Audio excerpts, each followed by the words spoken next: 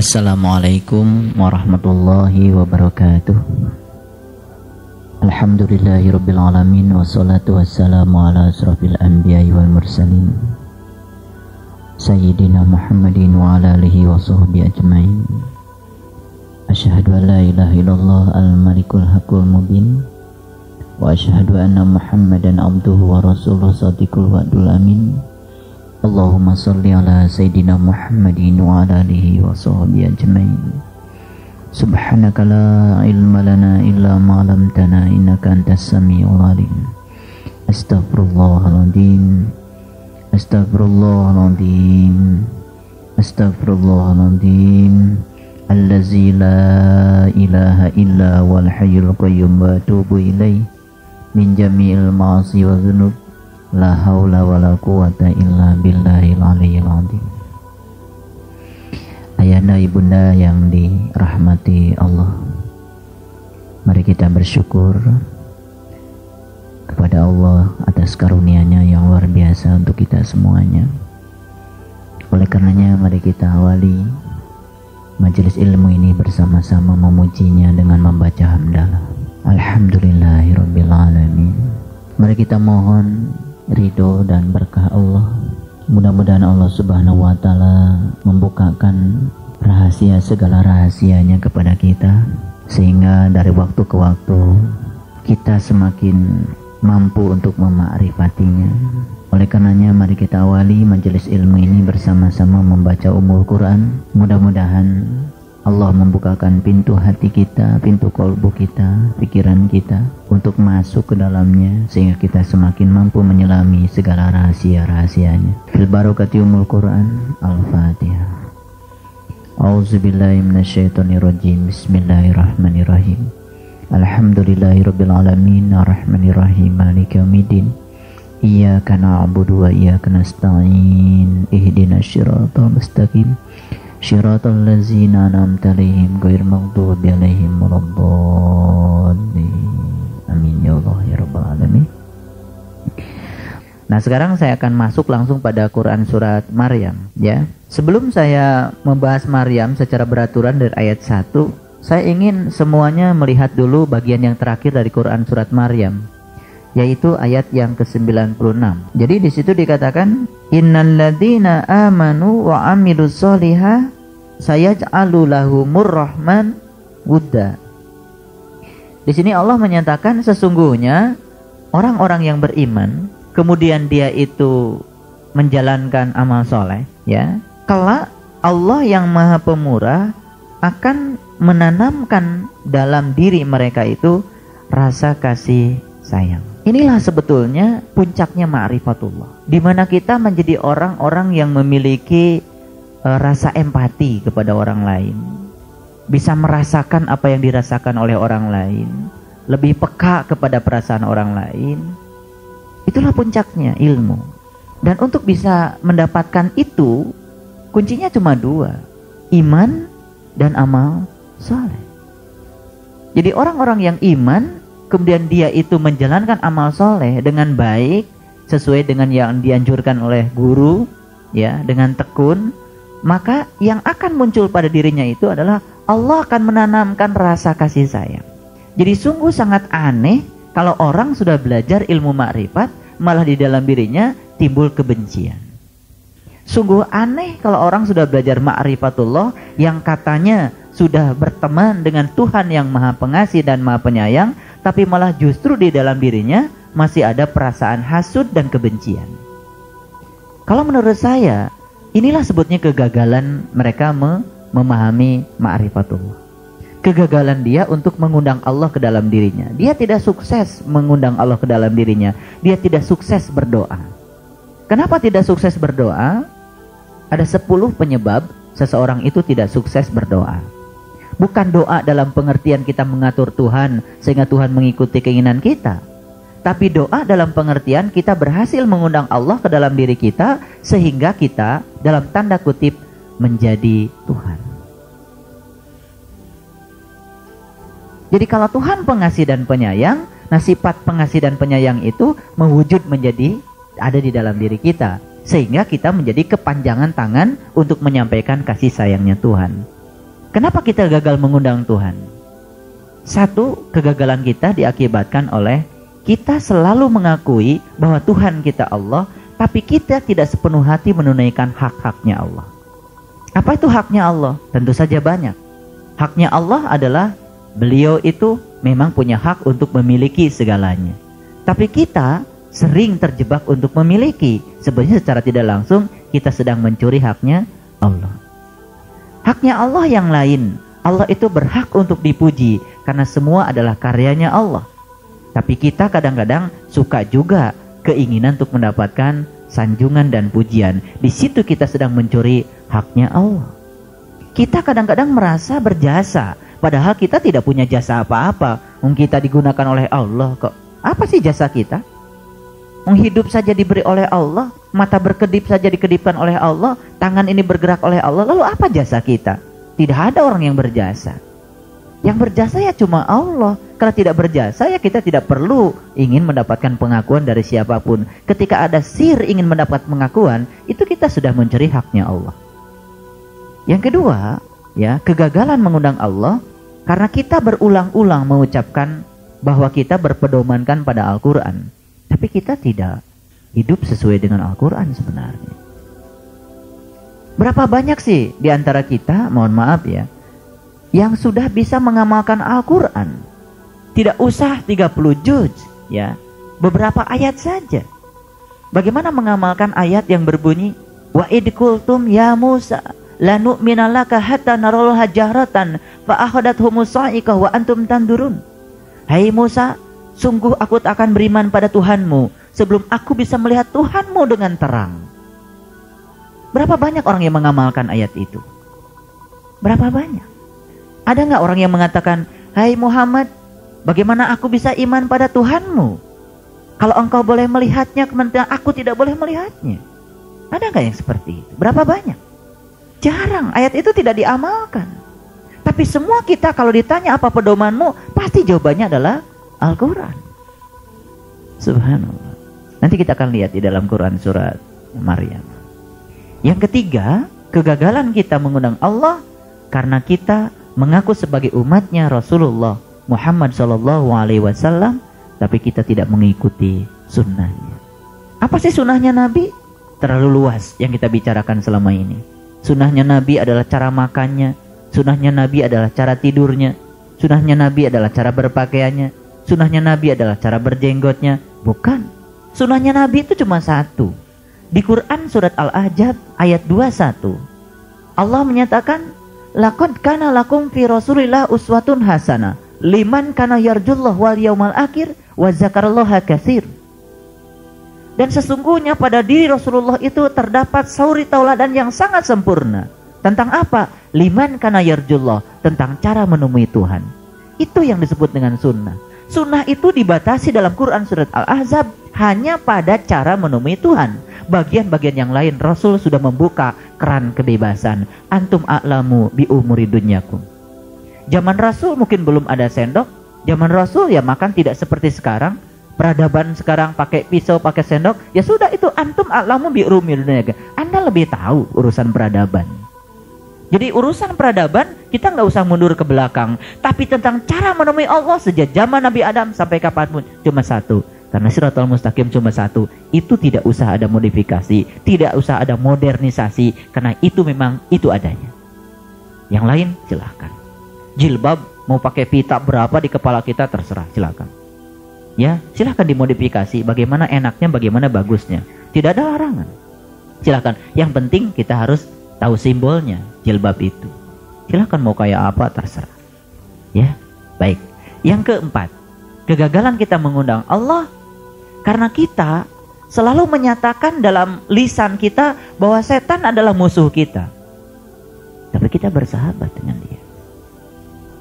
Kemudian yang kelima, ya, kegagalan kita mengundang Allah karena kita terlalu yakin kalau kita ini adalah ahli surga. Tapi perilaku kita tidak ada sebutnya cerminan ahli surga.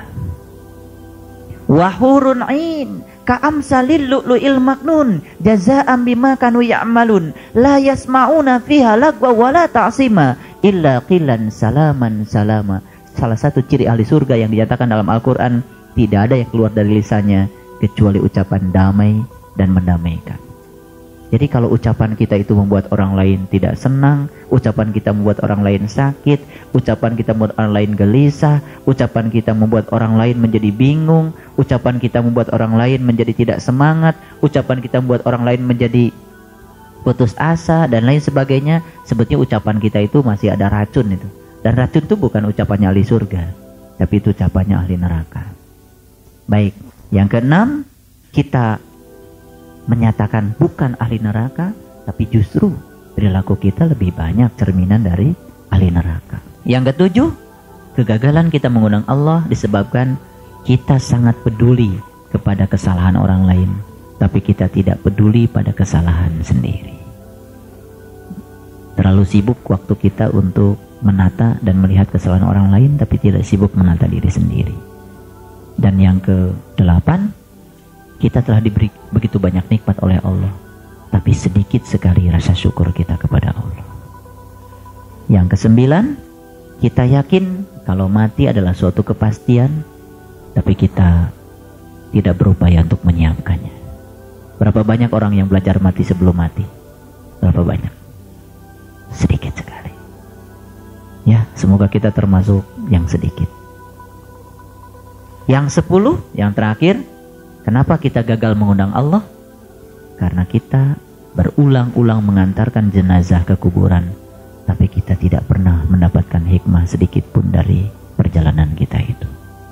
No, tidak dapat mengambil hikmah. Baik itu direnungkan semuanya. Dari yang 10 ini bagian mana yang cocok dengan kita, bagaimana yang sudah kita lalui. Silakan direnungi sendiri. Kembali kepada Quran surat Maryam ayat 96. Sesungguhnya orang-orang yang beriman dan beramal soleh, kelak Allah akan, yang maha pemurah, akan menanamkan dalam hati mereka rasa kasih sayang. Subhanallah. Mudah-mudahan kita termasuk yang dikehendaki Allah untuk disemaikan rasa kasih sayang pada diri kita, sehingga kita menjadi orang-orang yang juga bisa menggelindingkan kasih sayang, sehingga siapapun orang yang datang kepada kita merindukan kehadiran kita. Kita yakin mati suatu kepastian, tapi kita tidak mempelajarinya, tidak mempersiapkannya. Ya, insya Allah kita sudah tidak terjebak lagi oleh yang nomor 9, karena kita setiap hari mempelajarinya. Yang ke-10, berkali-kali kita mengantarkan jenazah ke kuburan, tapi kita tidak mengambil pelajaran darinya. Kalau yang 10 ini dipelajari, dan kemudian kita mencoba untuk membalikannya, maka kita akan mudah sekali untuk mengundang dia ke dalam undangan kita. Insya Allah. Ya, kalau Allah sudah hadir pada diri kita, maka indikator yang pertama yang akan muncul adalah rasa kasih sayang. Jadi sudah tidak ada lagi pikiran-pikiran ke orang kayak apa, sudah tidak lagi pikiran-pikiran, aduh kebencian macamnya udah hilang dengan sendirinya deh. Hilang dengan sendiri, insya Allah. Ya, itu. Makanya yang muncul itu adalah persahabatan sejati, di mana kita satu dengan yang lain merasa sebagai saudara. Para sahabat mengatakan, raditu billahi rabba wa bil islami dina wa bi muhammadin nabiyya wa rasula wa bil qur'ani imama wa hukma wa bil mu'minina ikhwana. Jadi ada statement yang menyatakan wa bil mu'minina ikhwana. Jadi sesama orang yang beriman itu adalah saudara. Iman tidak identik dengan agama. Biarkan mereka berbaju apa, biarkan mereka menggunakan identitas apa, tapi dia mengimani Tuhan yang satu, dan dia memakrifati Tuhan yang satu. Dialah saudara kita. Jadi harus dipahami, kita harus cerdas. Upacara mereka dengan kita tidak sama, gak usah diperdebatkan. Biarkan saja, Quran saja mengatakan boro-boro yang berbeda agama sejak zaman Nabi Adam sampai sekarang, walaupun judulnya Islam, tapi upacaranya bisa berbeda antara satu nabi dengan nabi yang lain. Betul? Itu upacara. Tapi intinya sama, mengimani Tuhan yang satu. Nah, yang paling penting adalah kita memakrifati Allah, bukan sekedar tahu Allah dari namanya saja. Nah, kalau tahu Allah dari namanya saja, percuma. Baik, kita mulai dengan ayat yang pertama. Silakan dilihat Quran surat Maryam ayat yang pertama. A'udzubillahi minasyaitonirrajim. Bismillahirrahmanirrahim. Quran surat Maryam dibuka dengan Kaf Ha Ya Ain Shad. Bagaimana Kaf Ha Ya Ain Shad itu menjadi sebuah tindakan kita, menjadi pengalaman spiritual kita, menjadi rasa yang mewujud dalam diri kita. Karena kaf yang berupa huruf itu akhirnya harus tiada. Ha yang berupa tanda itu harus tiada. Ya yang berupa simbol itu harus tiada. Semua simbol-simbol harus tiada, harus mewujud menjadi sebuah pengalaman rasa di dalam diri kita. Ketika kita merasa cukup dengan Allah, ketika kita sudah mampu menyerahkan segala urusan kepada Allah, ketika kita cuma bergantung pada satu-satunya tempat bergantung kita adalah Allah, kalau itu sudah dijalankan dalam kehidupan kita, kaf lama-kelamaan akan mewujud menjadi sebuah aura, menjadi sebuah energi yang tanpa tersimbolkan lagi dengan kaf yang berupa huruf. Paham? Kalau kita sudah menyerahkan seluruh kehidupan kita untuk dibimbing oleh Allah, dan setiap peristiwa dan tindakan Allah untuk kita dipahami sebagai cara Allah mendidik kita, maka sebetulnya hak itu lama-kelamaan tidak lagi berupa huruf, maka dia akan mewujud menjadi sebuah energi. Dan kalau sudah energi, dia sudah punya kecepatan 50.000 tahun cahaya, sudah tidak lagi ada basa-basi, sudah berujung menjadi rasa.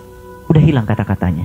Yang ada itu cuma rasa damai, rasa senang, rasa bahagia. Yang rasa itu pun tidak cukup untuk disebutkan satu persatu sebagaimana saya menyebutnya tadi. Rasa apakah itu? Saya tidak tahu. Yang penting ada sebuah rasa, dan rasa itu tidak bisa lagi diceritakan. Kalau kita yakin bahwa sesungguhnya kita ada di sini karena dikehendaki Dia, kalau kita yakin bahwa kita diperankan di dunia ini karena peran yang diberikan oleh Dia, apapun yang Allah berikan kepada kita, sekecil apapun peran itu untuk kita, maka kita akan selalu merasa damai di peran manapun. Dan kita akan merasa bahwa hidup kita, itulah jalan hidup kita, itulah tarekat kita. 5 miliar penduduk bumi, ada 5 miliar tarekat. Karena setiap individu punya jalan sendiri-sendiri, satu dengan yang lain unik dan tidak bisa dibandingkan. Jadi hiduplah berdasarkan jalan kita, karena kita harus menjadi diri sendiri. Tidak usah bandingkan kita dengan siapapun. Itulah jalan kita. Kita dapat ilmu yang normatif sama-sama, tapi jalan kita sendiri-sendiri. Ilmu yang kita amalkan sama, tapi cerita kita sudah dengan yang lain bisa berbeda. Peristiwa yang terjadi pada kita bisa jadi berbeda. Ujian yang Allah berikan kepada kita bisa jadi berbeda. Karena kita sudah punya frekuensi sendiri-sendiri. Kita sudah terkuantisasi ruhnya secara tersendiri.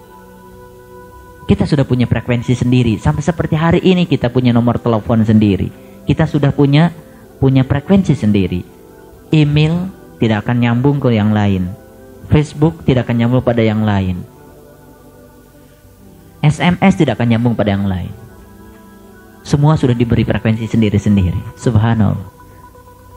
Luar biasa. Jadi kalau secara physically kita sudah punya frekuensi dalam dunia teknologi informasi dan komunikasi, apalagi di dunia spiritual, frekuensinya lebih tajam dari itu, spektrumnya lebih luas dari itu, dan kita punya frekuensi sendiri-sendiri, kita punya jalan sendiri-sendiri. Ilmu yang sesungguhnya adalah pengalaman. Kehidupan yang sesungguhnya adalah kehidupan kita sehari-hari. Itulah laboratorium untuk menyelidiki keberadaan kita, dan disitulah segala ilmu ada. Setiap saat Allah mengirimkan ilmu untuk kita, tanpa kata, tanpa suara. Dan itu kan mewujud menjadi sebuah pemahaman, sehingga hari-hari kita lalui dengan nilai. Benar tindakannya, benar kata-katanya, benar pikirannya, benar niatnya, semuanya benar. Kalau itu semua kaf, ha, ya, ain, shad, itu sudah mewujud menjadi energi, itu sudah tidak disebut lagi kaf, ha, ya, ain, shad, sudah tidak ada lagi pembatasnya. Itu akan mewujud menjadi sebuah pengalaman rasa. Rasa itu adalah energi. Baik, kita lihat ayat yang kedua. Ya. Zikru rahmati rabbika abduhu Zakaria. Yang dibacakan ini adalah penjelasan tentang rahmat Tuhan kamu kepada hambanya Zakaria. Siapa Zakaria? Begitu dengar kata Zakaria, kita ingat karena dari kecil kita diajarkan Nabi dan Rasul yang 25 salah satunya adalah Zakaria. Saya ingin mengingatkan, kalau di Quran ada sebuah nama yang disebut, bukan sekedar sejarah, bukan sekedar sosok manusia yang fokus kita kepada dia, tidak. Tapi Zakaria di sini bukan sekedar Zakaria di masa lalu, tapi Zakaria adalah siapa saja mereka yang sudah bisa merasakan kaf, ha, ya, ain, shad. Zakaria adalah orang yang sudah mampu mewujudkan kaf, ha, ya, ain, shad. Zakaria adalah orang yang sudah mampu mentransformasikan kaf, ha, ya, ain, shad itu menjadi sebuah kelembutan pada dirinya. Zakaria. Inilah Zakaria, Zakaria, Zakaria, Zakaria, Zakaria. Semua itu adalah Zakaria. Kita harus menjadi Zakaria seperti yang diceritakan dalam Al-Quran. Ya. Kemudian di sini dikatakan, yaitu tatkala ia berdoa kepada Tuhannya dengan lembut, dengan rendah hati. Makanya di Quran dikatakan, ud'u rabbakum tadarruan wa khufyatan. Mintalah kepada Tuhanmu dengan penuh rasa hormat dan tersembunyi. Tapi di situ sebetulnya bukan mintalah, ud'u itu artinya adalah ajaklah Tuhanmu, undanglah Tuhanmu dengan tadarru, penuh rasa hormat dan tersembunyi. Jadi mengajak Tuhan itu harus tersembunyi. Ngerti maksudnya? Makanya di Quran dikatakan, undanglah Tuhanmu, serulah Tuhanmu minimal pagi dan petang. Tersembunyi. Dengan cara yang tersembunyi. Di tempat yang tersembunyi. Lembut. Harus lembut. Maka di Quran surat Al-Kahfi ayat 19 Allah mengatakan, hendaklah engkau berlaku lemah lembut dan janganlah engkau mengatakan halmu kepada seorang jua pun. Makanya Quran surat Al-Kahfi bagian tengahnya itu ada pernyataan wal yatalataf wala yus'irun nabikum ahadan walakinna aksarun nasi la yashkur. Wal yatalataf kemudian dimerahkan. Wal yatalataf. Apa artinya? Dan hendaklah berlaku lemah lembut. Karena dia yang akan kita undang adalah Al-Latif. Al-Latif yang maha lembut tak akan pernah hadir diundang oleh kita kalau kita tidak memiliki yang namanya kelembutan itu. Makanya kita harus menyamakan frekuensi kelembutan. Subhanallah.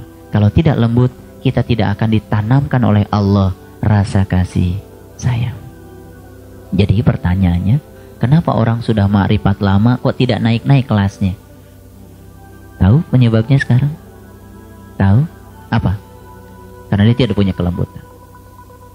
Masih mudah tersinggung, masih mudah marah, masih mudah terstimulasi oleh di luar dirinya.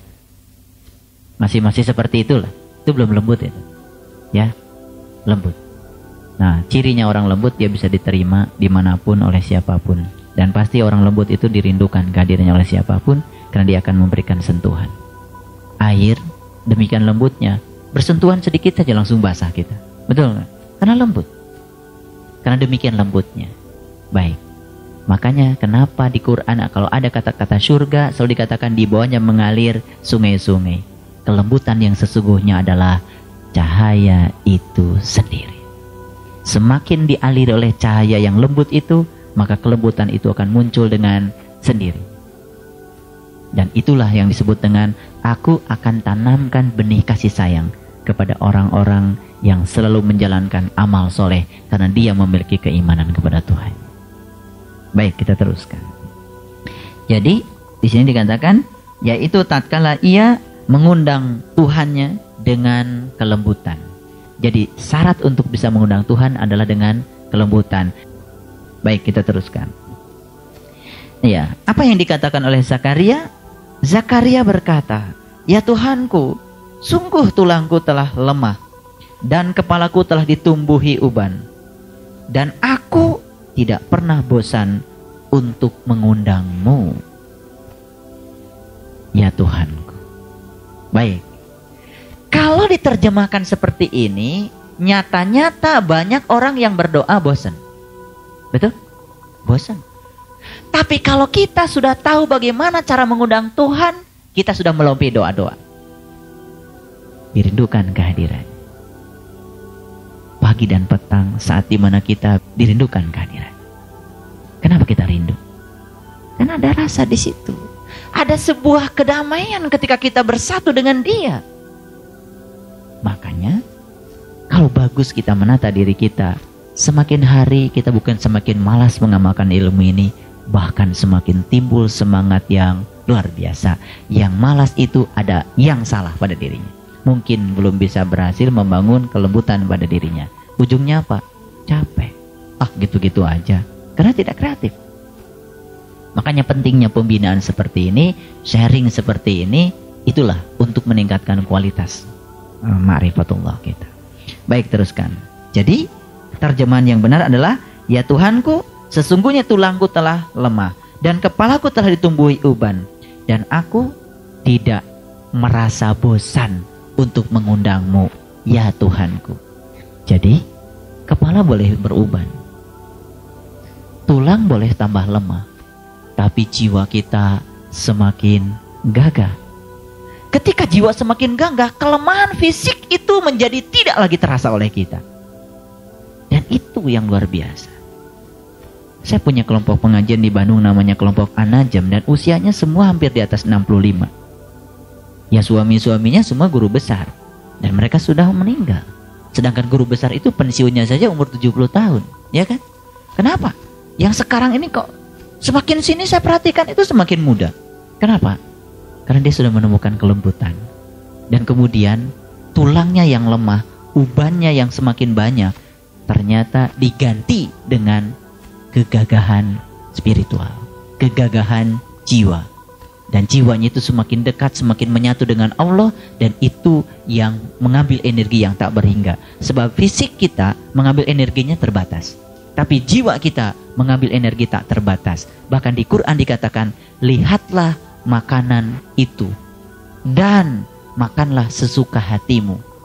Itu kebebasan dari Allah untuk memberikan makanan pada jiwa. Kalau kita untuk memberi makan pada tubuh, Nabi sendiri mengatakan, makanlah sebelum kenyang, makanlah sebelum lapar, dan berilah makan sebelum kenyang. Itu Nabi. Untuk fisik tidak bagus makan banyak, tapi untuk jiwa silahkan. Lihatlah makanan itu untukmu, dan silahkan kau santap makanan itu sesukamu. Kan begitu. Jadi melemahnya tubuh kita diiringi dengan menguatnya jiwa kita, sehingga jiwa yang kuat ini meninggalkan tubuh sudah tidak ada masalah lagi. Makanya perlu kita relaksasi. Jadi kalau belum rileks, nggak usah dipaksakan untuk dipencet-pencet semuanya, nggak usah. Capek malah jadi ntar sakit semua. Rileks dulu. Jika perlu dengerin musik-musik spiritual dulu, yang lembut dulu, baru masuk situ, baru enak. Ya, baik, teruskan. Ayat yang kelima. Ini masih ceritanya Zakaria. Dan sesungguhnya aku khawatir terhadap mawaliku sepeninggalku, sedang istriku adalah seorang yang mandul. Maka anugerahilah aku dari sisi engkau seorang putra. Saya mau tanya, tolong jawabnya ya atau tidak. Seorang Zakaria khawatir dengan masa depan keturunannya cuman karena istrinya mandul, dan dia justru minta dikaruniai seorang putra. Kenapa tidak dikaruniai seorang putri? Betul nggak? Kalau ingin keturunannya banyak kan mintanya perempuan aja semua, betul nggak? Kalau laki-lakinya dari yang lain, betul nggak? Coba saya mau tanya, apakah masuk akal kalau seorang Zakaria kemudian khawatir terhadap masa depan keturunannya cuman karena istrinya mandul?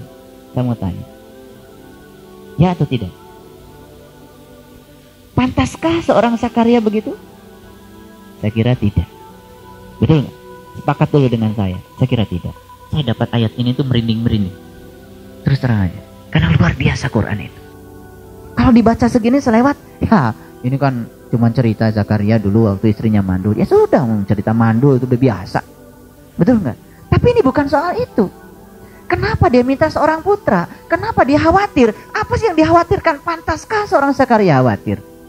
Kalau menurut saya bukan kekhawatiran karena keturunan secara fisik. Tapi apa? Ya khawatir istrinya mandul, dan kemandulan itu berakhir sampai akhir hayatnya. Mana istrinya? Inilah jasmani kita, inilah sapi betina, inilah istri kita. Inilah istri kita. Mana putra kita? Di dalam Injil dikatakan, selagi cahaya itu ada padamu, percayalah akan cahaya itu, supaya kamu semua menjadi anak-anak cahaya. Selagi cahaya itu ada padamu, percayalah akan cahaya itu, supaya kamu menjadi anak-anak cahaya. Anak-anak cahaya tempat kembalinya adalah ke Bapaknya cahaya. Itu bahasa Injil. Bahasa Qurannya apa? Dan ingatlah ketika aku mengambil janji darimu, aku angkat gunungmu, aku angkat derajatmu dari derajat hewaniah yang tidak bisa ingat apa-apa menjadi derajat manusia yang mampu mengingat kepada cahaya Tuhan. Dan setelah aku pertunjukkan cahayaku, pegang teguhlah cahaya itu dan selalu ingat apa yang di dalamnya. Kelak kamu akan menjadi orang-orang yang bertakwa. Itu bahasa Quran. Luar biasa. Baik, kita teruskan. Siapa yang mandul istrinya itu? Orang yang punya tubuh tapi tidak melahirkan apa-apa dalam kehidupannya. Orang yang punya tubuh tapi tidak mengantarkan jiwanya kepada Tuhan. Orang yang punya tubuh tapi tubuhnya hanya digunakan untuk hal-hal yang lain. Tidak seperti Allah menciptakan tubuhnya untuk apa. Inilah orang-orang yang mandul. Inilah yang dikhawatirkan oleh Zakaria. Aku khawatir dengan masa depanku ketika aku belum bisa menggunakan tubuh ini untuk mengantarkan jiwaku kepada Tuhan. Khawatir pantas gak kalau seperti itu khawatir? Pantas. Khawatir gak kita? Khawatir. Karena apa? Kenapa kekhawatiran kita ada? Itu diajarkan oleh Al-Quran. Rabbana la tuzigh qulubana ba'da idh hadaitana wa hab lana min ladunka rahmatan innaka antal wahhab. Ya Tuhanku, jangan pesongkan lagi hati kami setelah kami mendapatkan petunjuk-Mu ini. Ini adalah permintaan yang luar biasa. Jangan kau palingkan aku dari ilmu ini ya Rob. Jangan engkau berikan keraguan lagi kepadaku setelah aku mendapatkan hidayah ini. Karena apa? Banyak orang yang sudah menjadi Zakaria, sudah diajarkan kaf, ha, ya, ain, sod, kemudian dia berpaling, bahkan doanya pun tidak pernah diamalkan lagi. Kenapa? Dia akan menjadi orang yang mandul dan tidak akan melahirkan putra. Makanya di Quran surat At-Tur dikatakan kita itu harus melahirkan anak-anak, keturunan-keturunan yang saleh. Dan keturunan yang soleh itu harus dijamin dengan iman. Allah katakan dalam Al-Quran, jika hari ini engkau dalam keadaan iman, maka anak cucumu akan mengikutimu dalam keadaan iman. Hari ini kita dapat makrifat. Ini adalah buah dari doa leluhur kita, karena mereka sudah lebih awal mendoakan kita sudah mendapatkan makrifat. Ini yang luar biasa, karena kita menjadi anaknya mereka. Baik, semoga kita tidak memiliki istri yang mandul. Dan semoga kita dianugerahi seorang putra. Mau siapa tahu putranya? Kita baca terus ayat ini. Ya, yang akan mewarisi aku dan mewarisi sebagian keluarga Yakub, dan jadikanlah ia, ya Tuhanku, seorang yang diridhoi. Kemudian ayat yang ke-7, hai Zakaria, sesungguhnya kami memberi kabar gembira kepadamu akan seorang anak yang namanya Yahya. Subhanallah. Rasa khawatir Zakaria sekarang sudah diobati oleh Tuhan, karena ada kabar gembira dari Tuhan akan lahir seorang putra bernama Yahya. Apa itu Yahya? Yahya adalah yang hidup. Yahya adalah yang hidup. Adakah terasa kehidupan itu menjadi nyata? Adakah terasa kehidupan menjadi indah? Adakah terasa hidup itu ada nilainya? Adakah terasa hidup ini menjadi subur, tidak gersang? Saya ingin tanya sekali lagi, terasakah? Karena kita telah melahirkan seorang anak yang bernama Yahya. Yahya, Yahya. Sekarang saya panggil bukan Zakaria lagi. Semuanya sudah menjadi Yahya. Sudah hidup. Ciri orang hidup itu dapat yang tidak enak, senyum. Dapat yang enak, senyum juga. Dimarahin orang, senyum. Dipuji orang, senyum juga. Ya, selalu senyumlah dalam segala kondisi.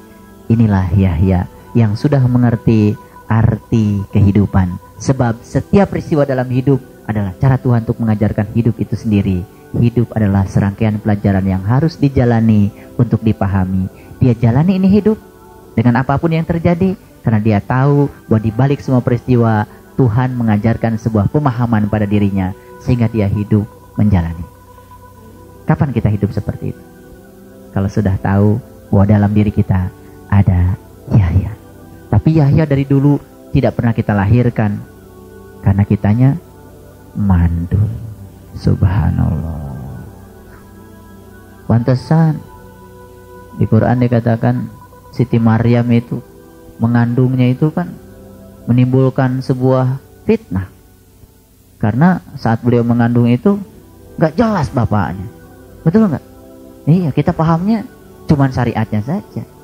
Padahal sebetulnya itu bukan cerita syariat. Ini cerita hakikat. Karena memang karena memang yang itu ya tidak perlu bapak. Tidak pakai bapak kok. Itu tidak dilahirkan, itu ditiupkan kok. Makanya beliau bersender di bawah pohon kurma, gitu kan, sambil menahan rasa kesakitan ketika melahirkan seorang putra. Hai Zakaria, sesungguhnya kami memberi kabar gembira kepadamu akan seorang anak yang namanya Yahya, yang sebelumnya kami belum pernah menciptakan yang serupa dengan dia. Ada kabar gembira, lahir seorang Yahya. Jadi tadi kita sedang jadi Zakaria yang mandul, dan sekarang sudah menjadi Zakaria yang melahirkan seorang Yahya. Putra atau putri? Kenapa putra? Rohani. Paham? Luar biasa Quran.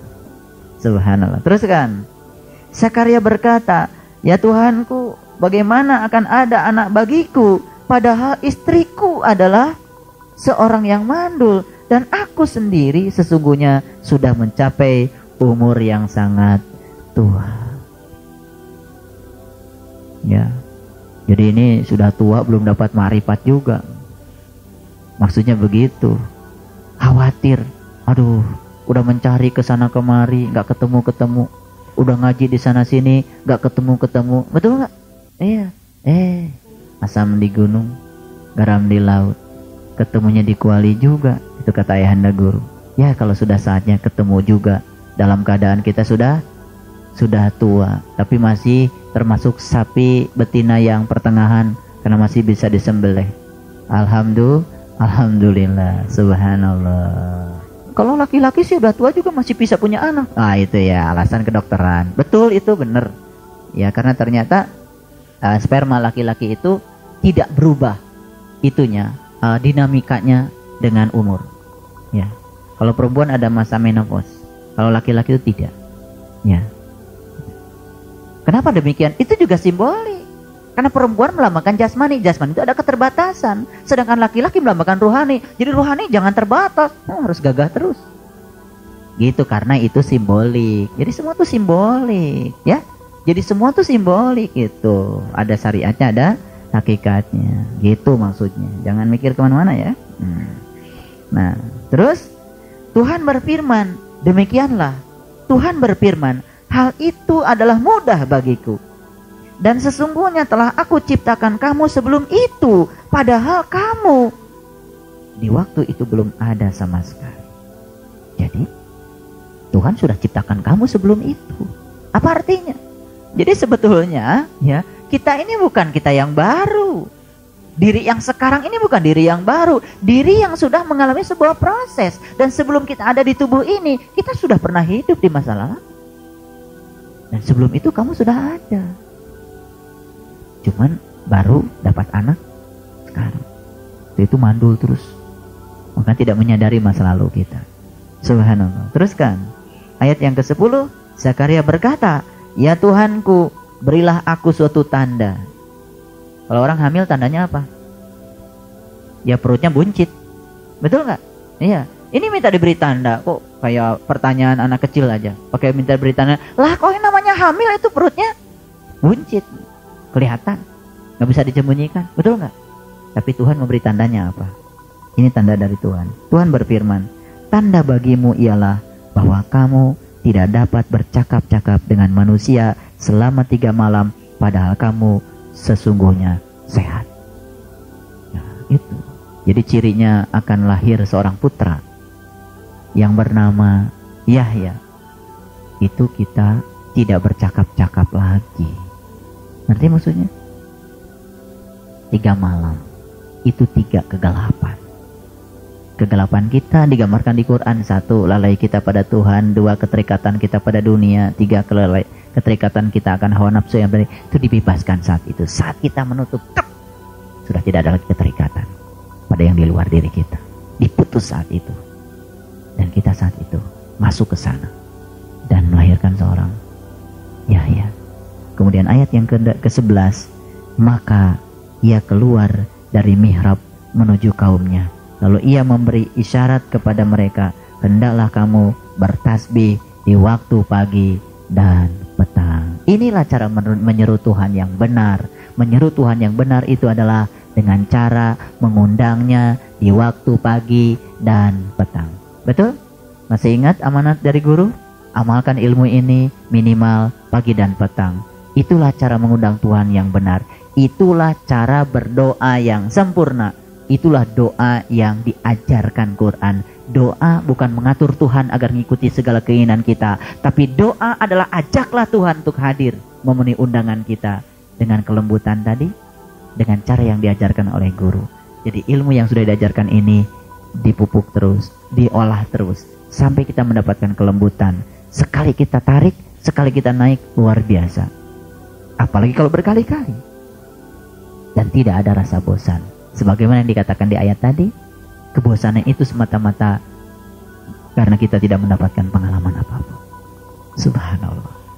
Baik, kalau sekarang kita amati, episode yang pertama tadi adalah episode Zakaria, betul? Episode yang kedua adalah episode Yahya. Ini sudah tingkatan yang kedua. Ini sudah level yang kedua.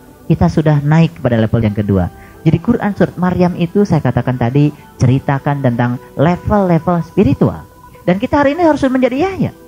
Apa itu Yahya? Yahya adalah sang energi. Adanya di mana energi? Di balik materi. Maka kesadaran kita harus naik dari kesadaran materi pada kesadaran energi. Dari kesadaran materi pada kesadaran hidup. Ayo kita cek sekarang. Kita sudah di kesadaran materi atau sudah di kesadaran energi? Ini pengulangan. Saya sering menulis rumus ini berulang-ulang. Ini pengulangan. Ini materi. Ini energi. Untuk mengubah materi menjadi energi gampang. Gunakan cahaya. Ternyata untuk mengubah materi menjadi energi gunakan apa? Gunakan cahaya. Luar biasa?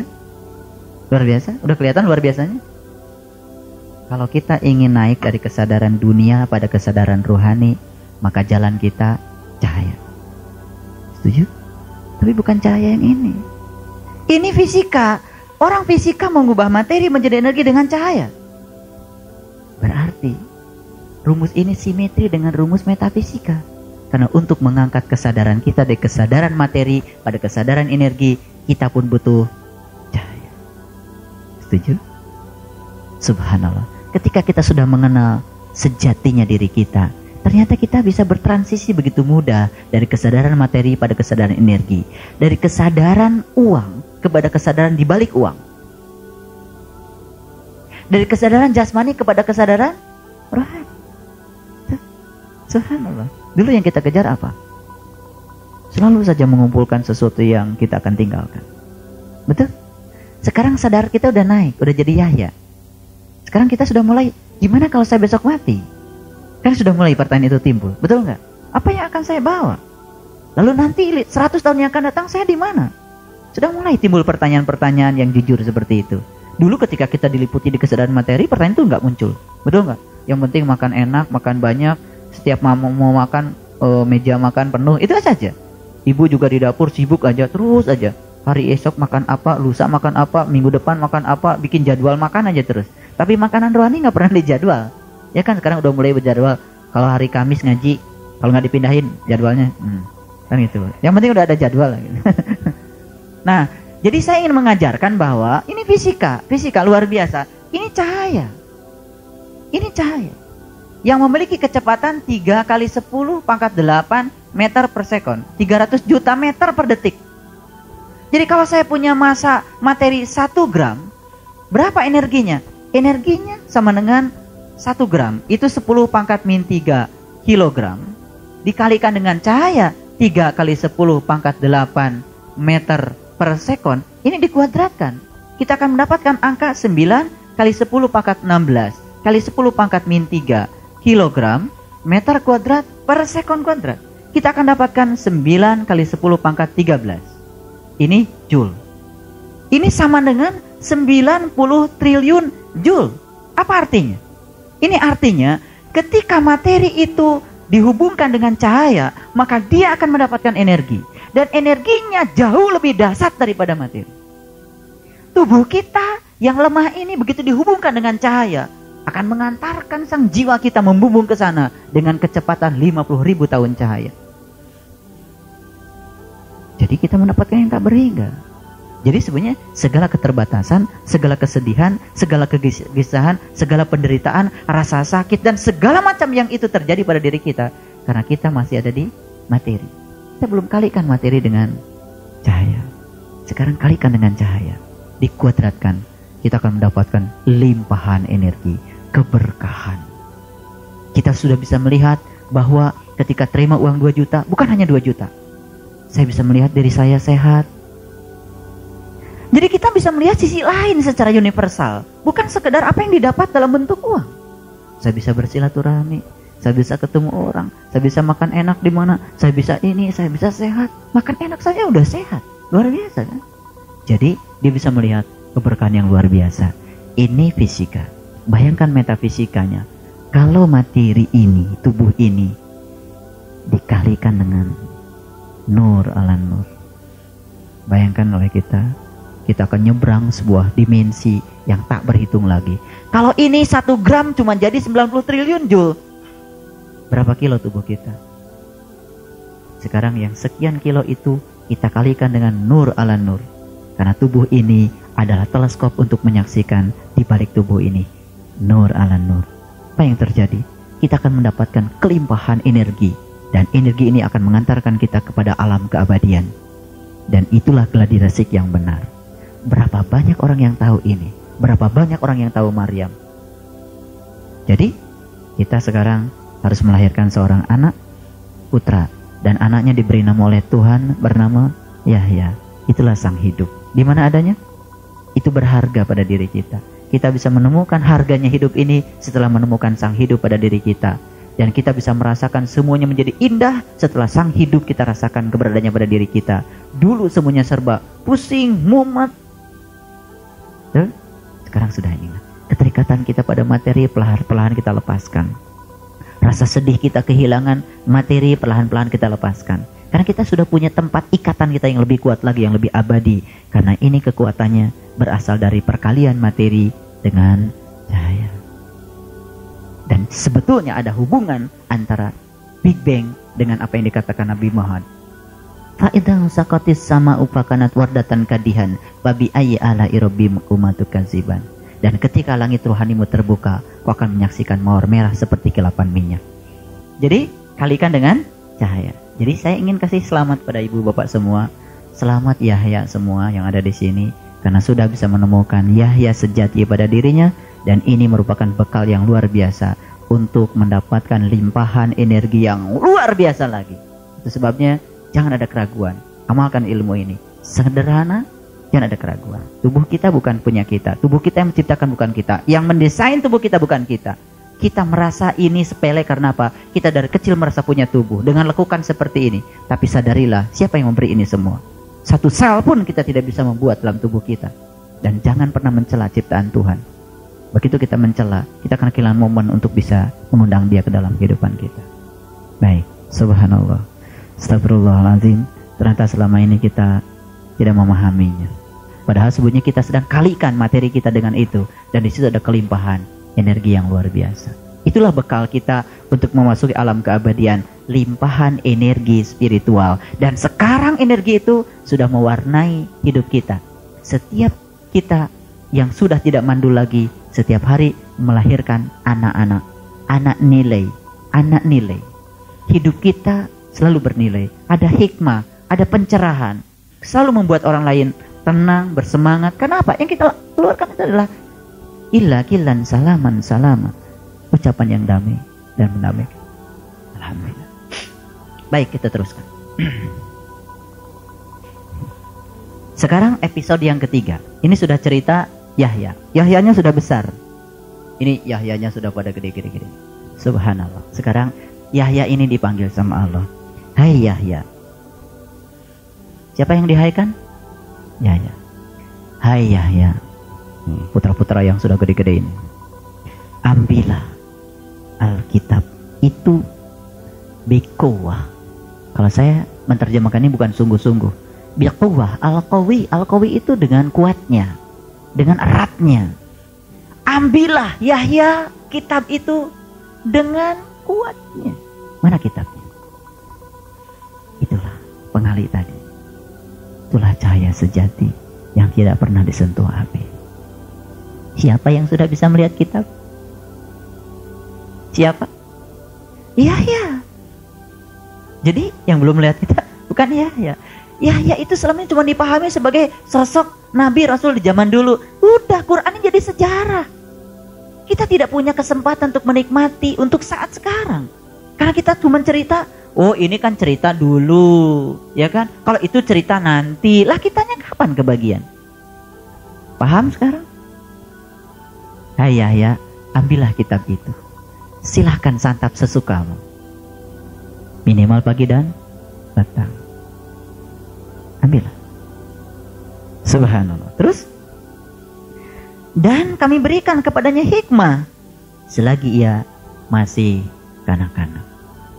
Subhanallah. Saya membaca buku Pir Inayat Khan. Ternyata ya, saya baru paham maksud Allah di sini. Kenapa Allah itu akan memberikan hikmah selagi kita kanak-kanak? Karena kanak-kanak itu biasanya, anak-anak itu cenderung pertanyaannya jujur. Memang apa yang dia tidak tahu. Anak-anak itu cenderung polos, apa adanya, gak banyak rekayasa. Itu anak, betul nggak? Nah ternyata untuk belajar ilmu makrifat, jangan jadi orang tua, jadi anak-anak terus. Kenapa? Polos, jujur. Kalau nanya memang betul-betul yang tidak tahu. Kepolosan, kejujuran, itulah awalnya hikmah. Kenapa kita selama ini susah dapat pelajaran dari Tuhan? Karena kitanya sok tahu, belaga udah tua, merasa paling senior, itu kan? Gak jadi anak-anak. Untuk mendapat hikmah harus jadi anak-anak. Mau jadi anak-anak? Untuk mendapatkan hikmah saja harus jadi anak-anak. Polos, tidak tahu, jujur, merasa butuh, itu anak. Betul nggak? Nah kalau orang tua mah kan suka merasa ingin dianggap bisa padahal nggak bisa, ingin dianggap tahu padahal tidak tahu, kan gitu ya. Pura-pura tahu padahal tidak tahu, cuma dia tidak tahu bahwa dia tidak tahu, tapi ingin dipandang senior. Ke uban saya kan sudah banyak, pengalaman hidup saya sudah banyak. Ya pengalaman cari dunia, tapi pengalaman spiritual belum tentu dong ya, ntar dulu. Baik, teruskan. Dan rasa belas kasihan yang mendalam dari sisi kami dan kesucian, dan dia adalah seorang yang bertakwa. Sekarang logikah kalau Yahya itu orang yang bertakwa? Logik? Karena dia sudah bisa mengambil Alkitab. Tuh, coba kalau ini, hai Yahya, ambillah Alkitab itu dengan sungguh-sungguh. Jadi kitabnya diambil, kemudian kalau pakai bahasa ini, ambillah Alkitab itu dan pegang kuat. Ambil kitabnya, pegang kuat semua. Tapi begitu, di mana ngambilnya? Kitabnya yang mana? Bagaimana cara mengambilnya? Kan gitu prosedurnya, mesti kita tanya. Betul nggak? Subhanallah. Di zaman baheula belum ada toko kitab. Betul nggak? Jadi kitab yang mana? Ini harus dipahami betul itu. Ini Quran, kita harus melihat suasana kebatinan ketika ayat ini turun. Bukan sekarang. Kita melihatnya ke belakang, 1400 tahun yang lalu. Subhanallah. Saya kan sering bertanya, kenapa sih kok di Quran tuh ceritanya Idris, Yahya, Musa? Cerita Muhammad mana? Gak ada. Kenapa cerita Muhammad tidak ada di Quran? Karena Quran diturunkan pada Muhammad. Bayangkan kalau Muhammad cerita dirinya sendiri, gak dipercaya Quran. Betul gak? Luar biasa. Jadi Nabi Muhammad tuh memang orang yang tawadu. Jarang di Quran ada Muhammad. Baik, teruskan. Ya. dan banyak berbakti kepada kedua orang tuanya, dan bukanlah ia orang yang sombong lagi durhaka. Siapa? Yahya. Berbakti kedua orang tuanya? Pantas. Itulah, karena dia mengerti Hajar Aswad yang sesungguhnya. Kemudian, kesejahteraan atas dirinya pada hari ia dilahirkan, dan pada hari ia meninggal, dan pada hari ia dibangkitkan kembali. Subhanallah. Salamun qaulam mir rabbir rahim. Salamun ala Nuhin fil alamin. Salamun ala Musa wa Harun. Salamun ala Ilyasin. Salamun hiya hatta matla'il fajar. Subhanallah. Salam atas semuanya. Saya menyampaikan salam pada semua Yahya, karena kau telah dilahirkan. Dan salam, kau juga akan dimatikan, tapi untuk kemudian dibangkitkan kembali dalam kehidupan yang selanjutnya. Salam buat semuanya. Subhanallah. Inna anzalnahu fi lailatul qadr. Wa ma adraka ma lailatul qadr. Lailatul qadr khairum min alfi syahr. Tanazzalul malaikati warruhu fiha biidni rabbihim min kulli am. Salamun hiya hatta matla'il fajr. Salam bagi semua yang bisa menatap fajar. Selamat yang sudah bisa menyongsong fajar, kemudian akan berubah menjadi matahari. Kamu akan melihat matahari terbit condong dari gua mereka ke sebelah kanan, dan matahari itu bergerak ke sebelah kiri, dan kamu berada di tempat yang luas dalam gua itu. Subhanallah.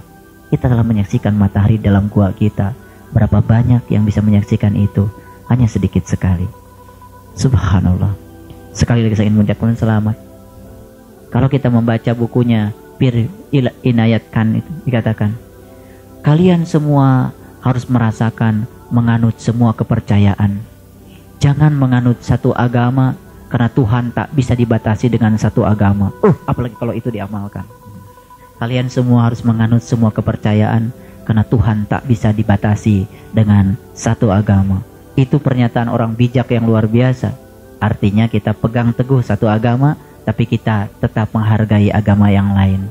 Artinya kita jangan menganggap kita ini yang paling hebat. Kehebatan kita bukan dilihat dari identitas agama, tapi sejauh mana kita bisa menyelami agama. Terima kasih atas perhatiannya. Mohon maaf bila ada kesalahan. Assalamualaikum warahmatullahi wabarakatuh.